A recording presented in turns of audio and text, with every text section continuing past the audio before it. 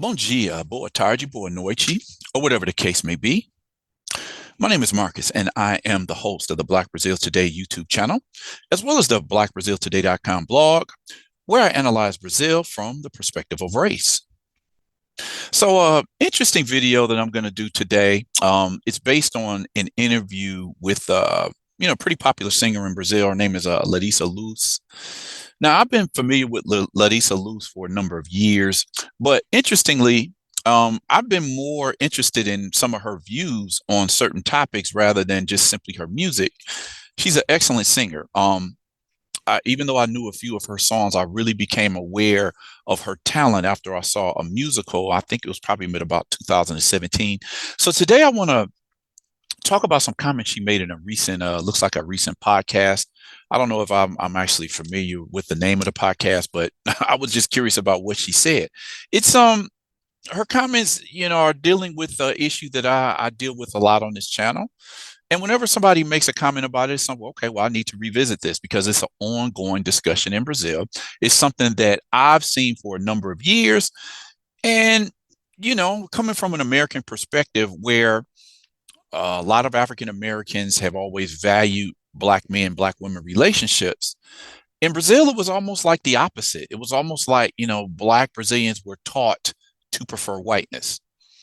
When I first started seeing this in the years that I started visiting Brazil, around 2000, 2001, 2002, and on, to say something to question what I saw, people would paint me as a racist because I was from the United States. It's like, oh, you have to be a racist, because, here we are freely mixed. We've been mixing for centuries. So we don't have the racism that you have in the United States. But I always looked and I says, well, it's not that this is a point of racism. The point is, how can you complain about the situation of Black Brazilians in the country if you all can't even have any type of unity between Black men and Black women? Both sides seem to have a fixation with getting a white or near white partner.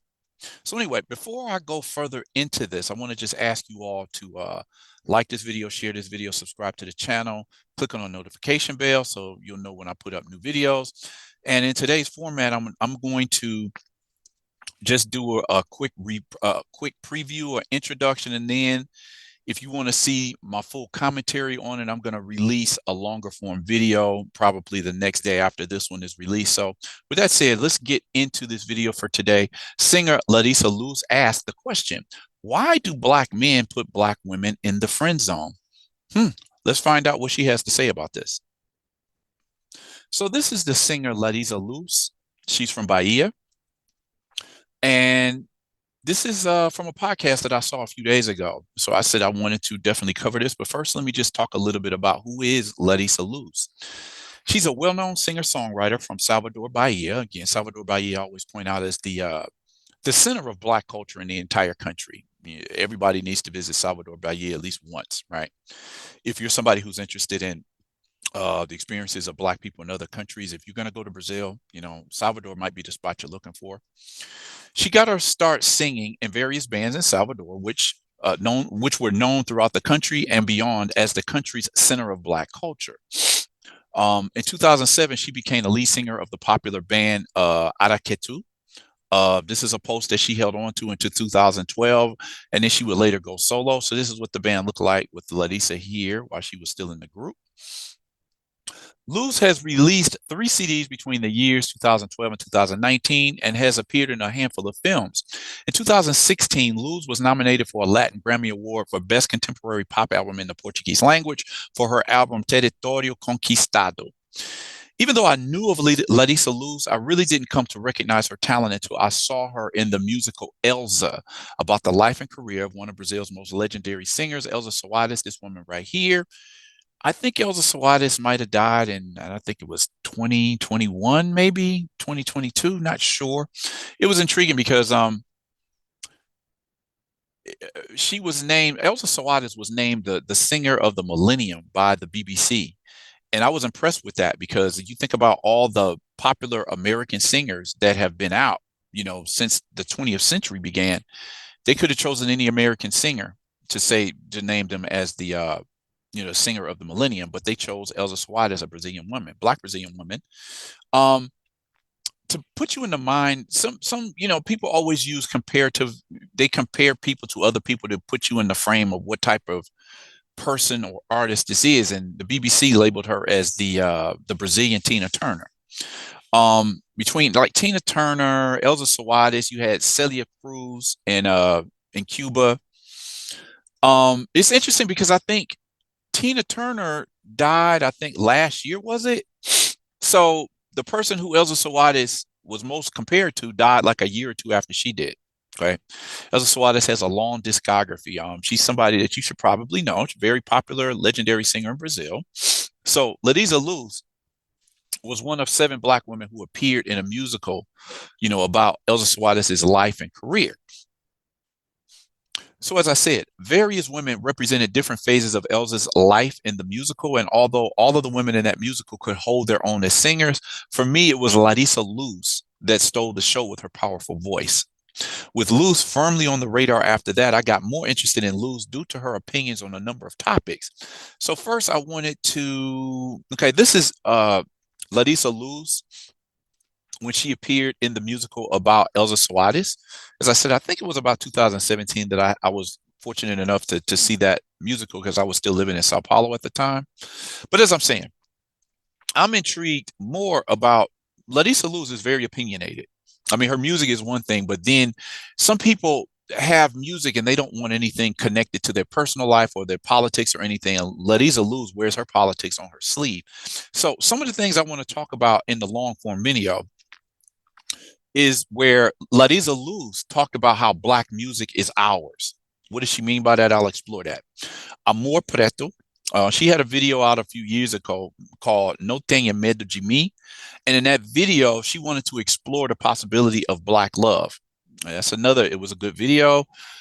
She was breaking the mold because when I first started looking into Brazil in the early 2000s, I noticed that even in the music videos, if they had a Black singer, they would usually have them paired up with a white romantic partner in the video.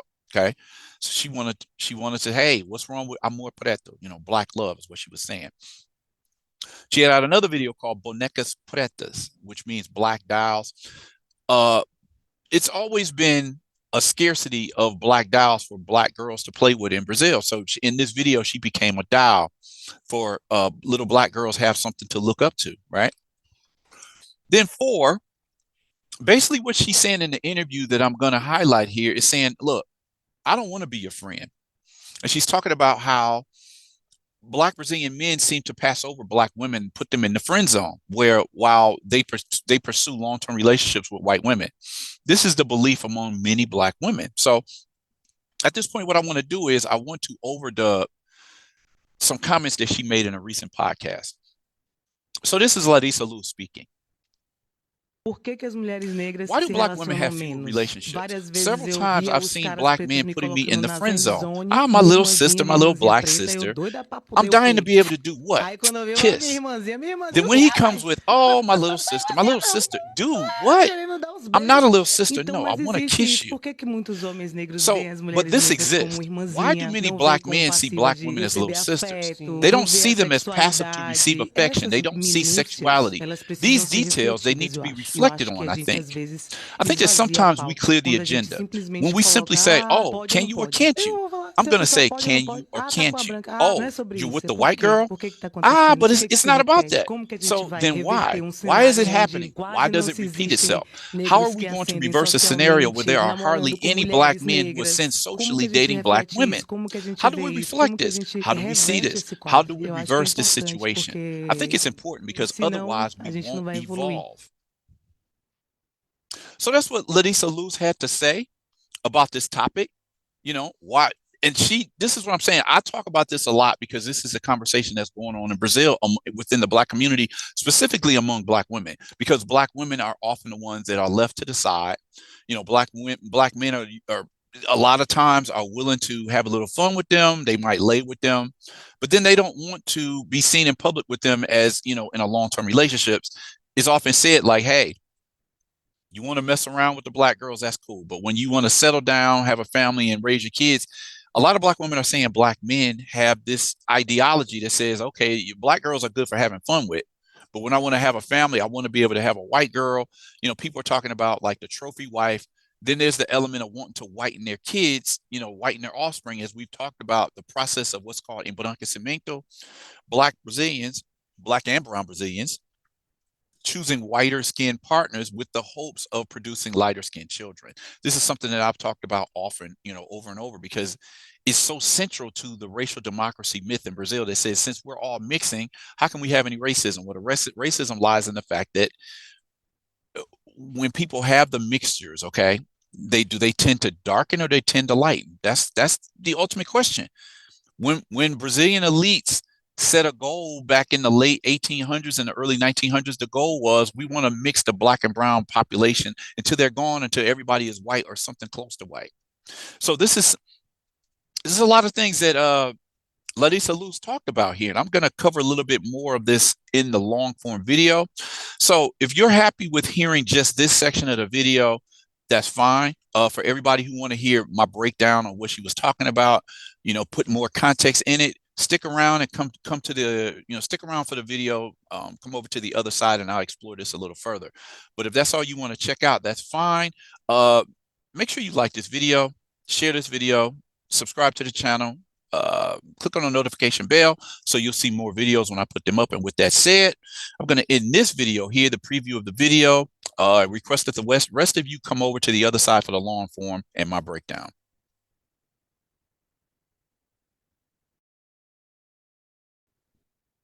Okay, so I want to finish up and put, the first part of this video into more context.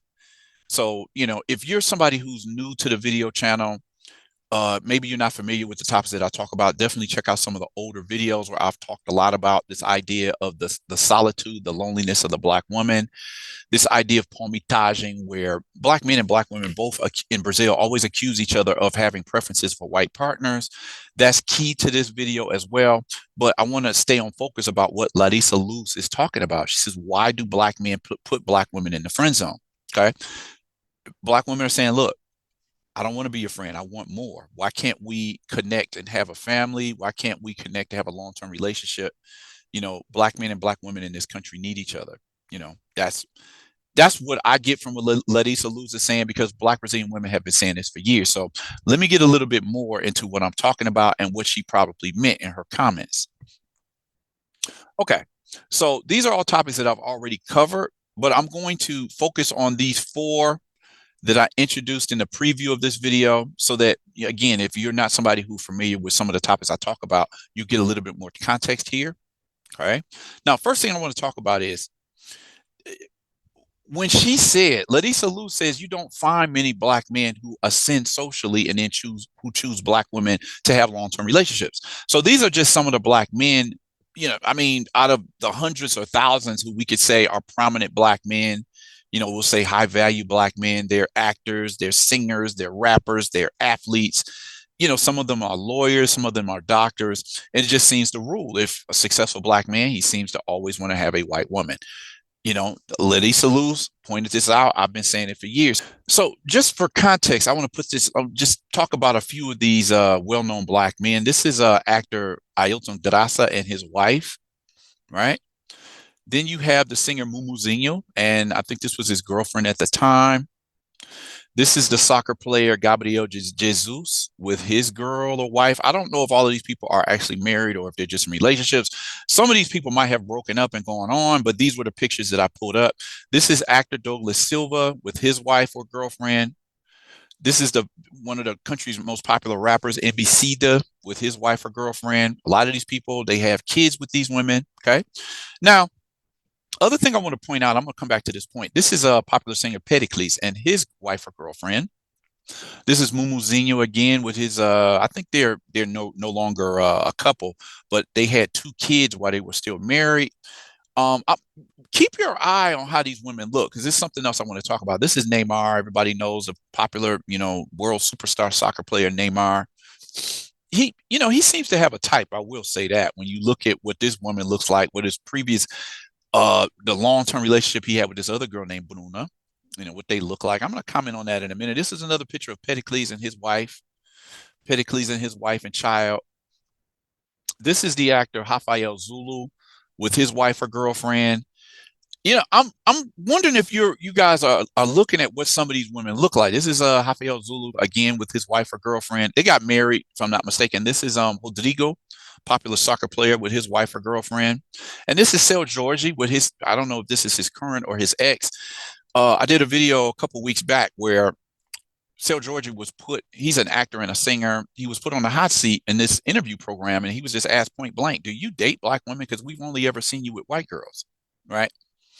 So one thing I wanted to point out here, and this is something that often catches my eye when I look at the what I call the mestizo element in Brazil, because as I've said, and I've made a couple of videos where Brazilians talk about this idea of what is white.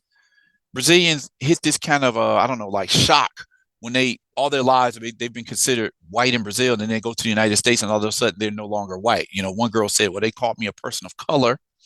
In Brazil, I'm white. I go to the United States and I'm considered Latina. So what I want to point out is oftentimes I look at some of these women and they don't necessarily look white. Like sometimes, I mean, when you have mestizos, mixed race people, you can look at them one way and just assume that they're white. And then you look at them another way, you'll catch them at a different angle or something, a different picture, be like, no, nah, that person's not white either. So then what I want to point out is in a lot of these pictures, this is what Ailton Graça's wife. I've seen pictures of her where I was like, she might be white in Brazil. I don't know. What do you guys think? Now, this is Mumuzinho. Okay. This was the woman he had children with. But, you look here and, she strikes me as kind of the Latina look. And then there's another picture that I saw here, like this one here.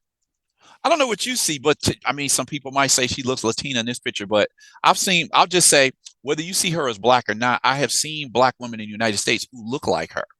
Okay.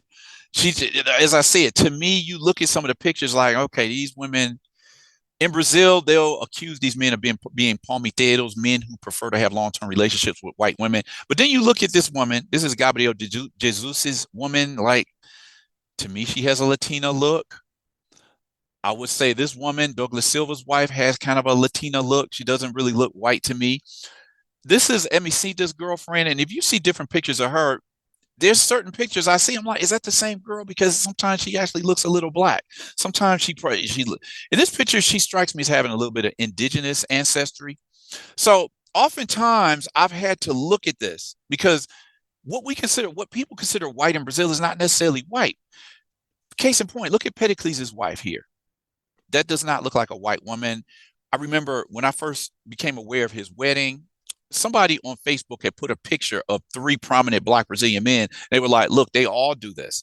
And 2 of the pictures, I says, okay, those look like white, even if you call them Brazilian white. But then I looked at Pericles' wife. The picture that I saw at the time, she looked like, but in this picture, again, you call her black or you call her mestizo or pardo, whatever.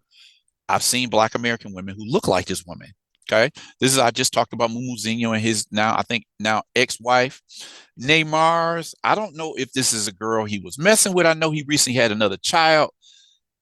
She has a Latina look to me. Does not really look like a white woman per se. This is Pericles again and his wife, another picture. Pericles and his wife and his child. Oftentimes when you see the mix, you see the child come out and the child will look dead in the middle like a mestizo child. This child is some tone shaded in Pericles, but it looks like a black girl. Okay.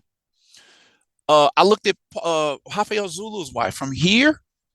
I had to look and say, is that the same girl? Because when I saw the regular pictures, I mean, even in this picture, this is the same woman. And I'm looking at her face. Okay, yeah, she has light colored eyes. She's probably bleached her hair a little bit. But I'm saying, looking at her mouth, I'm like, okay, is that a white girl? I'm not really sure. What do you guys think? What else? This is another picture of Rafael Zulu with his wife. Again, all I'm pointing out here is a lot of Brazilians, at first look, you look at them and say, okay, that person is white. But then you really look at the facial features and be like, nah, she might be white in Brazil, but she won't be white outside of the country. So anyway, what I wanted to do is go back and just put some of the bring up some of my articles that put more of this into context. I was talking about Larissa Luz the first time. And her and these 2 other, let me see, this is not the article I want. Her and these 2 other popular black women singers, they were making some appearances. They were like doing a little tour together. And Larissa Luz made this comment. Let's see if I can find this here, where she says, whoever is black, whoever is not is not. A música preta é nossa, Wakanda é nossa. Black music is ours, Wakanda is ours. But why does she feel? She says in here, she says, respeita as pretas, respect the black women. Let me see. And it's better that everyone understand that they are the revolution in progress. What is she talking about here? Why does she feel the need to talk about music? Black music is ours. It belongs to us. Well, what she's talking about is that there's a popular Brazilian singer named Daniela Mercury. Any of you guys who know anything about Brazilian music will be familiar with Daniela Mercury. I remember I met her maybe in 2001. She had come to University of Michigan, and she was just she made an appearance. I don't know if she performed, but she did an interview. A lot of people accuse Daniela Mercury of being like a culture vulture. All right. She will make songs where she says, I am the color of Bahia. And the color of Bahia for most people is going to be brown or black. But yet, Daniela Mercury, again, you may not look at her as a white woman per se, but in Brazil, she's considered a white woman. But she makes a song where she's dressed up. I'm going to show you the pictures. She says Wakanda is in Europe. Daniela Mercury's latest song, Black Panther Goddess, represents a universalization that even in homage cannot fully accept blackness. So what are we talking about here? I mean, look how she's dressed. Look at all the people she has in her video. A lot of people have said this about Daniela Mercury. She likes to pose with black people. She likes to nibble off of black culture while not giving full full credit to the black community. She says in a part of this song where she says, let me see. Say, where is Wakanda? Wakanda is in Bahia. Wakanda is Bahia. Portugal, South and North Portugal, America. Wakanda is in Europe. It's in Asia. People took offense to that. It's like, why are you trying to take? We all know that Wakanda is a fictional place in Africa, according to the Black Panther, series and film. But why is she trying to universalize Wakanda when we've been presented as a Wakanda being located squarely in Africa? So these are some of the problems that people have with somebody like Daniela Mercury. So this is the point of why Larissa Luz made this point, because after this video came out, people were just like, "What do you mean Wakanda is in Europe?" No. And so she makes a lot of music, and people talk about how Ashe music in Brazil's Northeast has black roots, but yet it just so happens that the music industry promotes 3 white women to be the biggest producers of Ashe music that comes out of black culture in Brazil. Okay. So that's probably what she meant when she says black music is ours, Wakanda is ours, because you always see non-black people moving into black territory and claiming it as their own. Right. This is the video that I was talking about with Larissa Luz. No tenha medo de mim. We're saying, don't be afraid of me. What she's exploring in this video, and she chose popular actor Fabricio Oliveira. She wanted to promote and give a visual presentation of black love and affection. Let me see. There was a point here that I was making. Chose not. When artists in Brazil show and call for black love in a country like Brazil, where the norm has always been to highlight the interracial, to highlight the whitening of the country. When you present something as black love, you want to present something visually as black love, then that is revolutionary, which is what I'm saying here. So this is a video that she put out. So this is what I'm saying. Again, I like her music, but Larissa Luz, she wears her politics on her sleeve, and she's saying, look, we need to have more. We need to find black love, because as she said in an interview, without black love, we don't present ourselves this way. We cannot evolve. There's more. This is from 2017. Larissa Luz did a video called Bonecas Pretas. In this video, Larissa Luz gives voice to the rising demand for black representation in the toy market. This was a cute little video because this is her and 2 women, and they're in the video. They appear like in an advertisement, like one of those, shopping windows when you go into a mall and you can just see the mannequins in the window. So they're propped up like they're real life black dolls. And you see the reaction of the black girls like, oh my God, they look like me. So this is what she's saying in the video. Like, where are our black dolls? This is something that I've spoken on before. A report. These are how the girls reacted in seeing what these three figures look like in that window, right? Larissa Luz, the dolls come to life, and she's looking at that black girl like, yes, yes, you can. You can be represented. You have representation, right? It was an excellent video. I like the message that she was passing across. Um, and the reason why she made that video is again from 2016. Where are our dolls? According to a study, only 3% of dolls for sale on online stores in Brazil are black. Where are the black dolls? A lot of black women have explained how they had very few access to black dolls when they were kids, and the ones that they had didn't really reflect how they really looked. So this is still going on right now. Matter of fact, there was a young lady that created both an online and physical store that was selling black dolls in Brazil. Because as I said, the study says 3%. In a country that has so many people of color, how can you only have a 3% representation of black dolls on the market? Okay. Then we talk about black women and love, how ethnicity impacts their relationships. A lot of black women are caught there. It's like, okay, black men and black women, black men and white men are dusting us, just leaving us to the side, as if we're just here to have fun. And so these women in this particular article are talking about, it's cost me relationships. It's hard to find black men who are into black women. There was an article I did. I don't know what year it was in. I have to pull it up, but it was like the lady had met, I don't know if she had met a guy online or something, but when they met in person and he was just like, oh, well, you didn't tell me you were black. Now, mind you, there are more white men, percentage wise, there are more white men in Brazil who are willing to date and marry black women than there are in the United States, but it's still a minority. Okay. The studies from years ago say that mostly black and brown and white people, they marry within their own group, even though that interracial number continues to grow every year. Then this is a question that I've talked about. Black Brazilians they have racism and interracial relationships because black people are taught to overvalue whiteness. Then you talk about the term palmitar or palmiteiro, understanding the term used for interracial couples. It's not for interracial couples. It's actually how people believe that black men are programmed. And black men have said the same thing about black women. Black people as a whole in Brazil have been taught to appreciate relationships with whiter people. They want to follow the standard that says we need to lighten our offspring. Actress Luana Xavier says on interracial love, what's missing is me. So she's being passed over by black men, and then white men don't want her. Who is she supposed to date? Which explains what black women have talked about for years, this loneliness of black women for being passed over by both black and white men. Okay.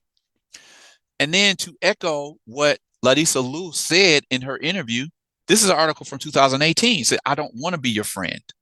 The precarious state of black women's love lives. So there's a couple of things I wanted to point out here. This is an article that's talking specifically about what Larissa Luz recently said. An article says, we are passed over. Therefore, men and women in our society learn from their infancy to worship Eurocentric beauty and to detest that which comes from the African diaspora. Let's see, fine features, white skin, straight hair, extremely light eyes are exalted, while the features of African origin become a motive of ridicule, shame, and humiliation. Okay. Our contours are considered undesirable unless they are in the body of a mulher branca. So it's saying the features that a black woman has are not appreciated unless it comes with white skin. A woman can have thicker lips. It can have we could say a curvy body. They can have all the elements that's supposed to be attributed to a black woman. But because in Brazil, you have this mixture, you can have white girls who people would think, dang, how'd you get that body? Most black women had that type of body, but here it is, it's a white girl. It's because of the mixture, right? So given the choice, you got a straight up black woman or a white girl with a body with a black woman's aesthetic. Who's the black man going to choose? And I'm speaking specifically on black Brazilian men. Then we get into the idea of being friend zoned. I do not want to be your friend, the stereotype of the black friend. Now, what was intriguing in here, you'll see this a lot in novellas and films in Brazil, where the white girl will be the lead character and she'll have a black friend. I can't remember what video I did recently, but it was a video where it was like both a black girl and a mixed girl were both saying they were being passed over for the white girl. Like, okay, I'll go out with you, but only if I can get to your friend, or I'll set you up with one of my friends if you set me up with the white girl. You know what? I don't think I actually posted that video, but that's something I'm gonna have coming up. This is what I love about social networks these days, is everybody's telling their stories. I talk a lot about the actress Thais Araújo. She talks about growing up. Thais Araújo is considered a very attractive Black Brazilian woman, but yet she says, I studied my whole life in a place where most people were white. Only I was the one who did not date anyone in high school or in the condominium. To give my first kiss, I had to go to Bahia. Now, Thais Araújo is from Rio. I even worked as a model. I was considered pretty, but no one wanted to date me or didn't have the courage. I suffered, right? I liked the boys. They didn't like me. This is something that, actress Thais Araújo talked about. So if somebody like Thais Araújo can say something like this, imagine what the experiences are of just everyday Black women. So this is what I wanted to talk about in today's video. Just wanted to follow up and put into context what it is that singer Larissa Luz was talking about when she asked the question, why do Black men put Black women in the friend zone? Curious to know, any of you who live in Brazil, I would love to know what your opinion about this is. For those of you who don't live in Brazil, if you're from the United States or Europe, what's your opinion on this? Because we're having a discussion about Black male, Black women relationships in the United States as well. So this is what I thought was intriguing about this particular interview. So anyway, what did you think of this video? Drop a comment in the comment section, like this video, share this video. Consider subscribing to the channel, click on the notification bell so that you'll be one of the first people to be alerted when I put up a new video. With that said, I'm going to end the video here and request that you all come back. Check out the next video that I post.